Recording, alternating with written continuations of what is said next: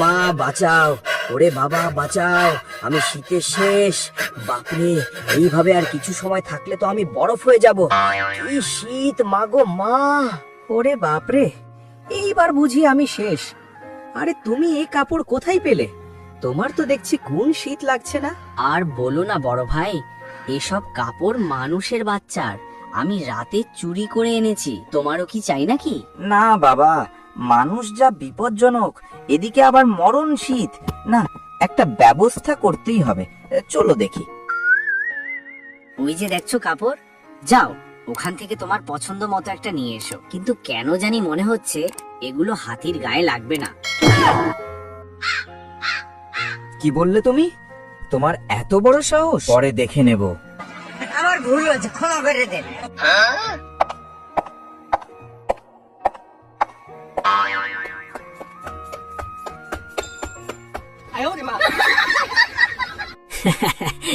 এইটা কোনো কথা?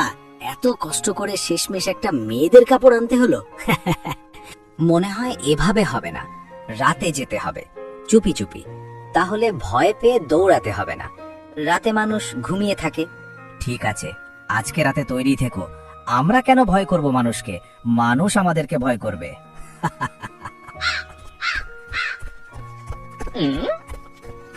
হায়রে, কি দিনকাল এলো! কাপড় চোপড় শুকাতে দিলে নাকি চোর নিয়ে যাচ্ছে।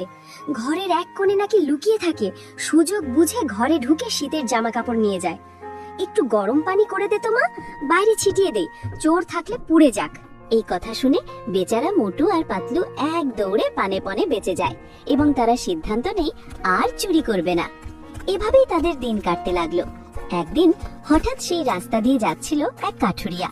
সে তাদেরকে দেখতে পেল, কিন্তু সে ভয় পেল না, কারণ তারা ঠান্ডাতে কাঁপছিল। এটা দেখে কাঠুরিয়ার খুব কষ্ট হয়। সে বাড়ি যায় আর কিছু কাপড় এনে তাদের কাছে রেখে চলে গেল। এদিকে মোটু আর পাতলু কাপড় দেখে খুশিতে নাচতে লাগলো। আর কি ব্যাপার, এই কাপড়গুলো কোথা থেকে এলো?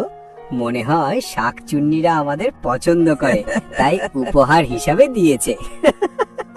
তখনই গাছ থেকে একটা টুনি বলে উঠল, আরে না না, তোমরা যা ভাবছো তা একেবারেই সঠিক নয়। একটা মানুষ তোমাদের এই কষ্ট দেখে এই কাপড়গুলো তোমাদেরকে দিয়ে গেছে। দেখলে, মানুষ কত ভালো। আর আমরা রাতে একা পেলে তাদেরকে ভয়ঙ্কর ভাবে ভয় দেখায়। তাদের মন কত ভালো। আজ থেকে আমরা আর ভয় দেখাবো না, কেমন? তারপর থেকে তারা আর কাপড় চুরি করত না। এভাবেই তাদের দিন কাটতে লাগলো। আর আমাদের গল্পটা শেষ হয়ে গেল। গল্পটা ভালো লাগলে একটা লাইক, কমেন্ট, সাবস্ক্রাইব করতে ভুলবে না বন্ধুরা।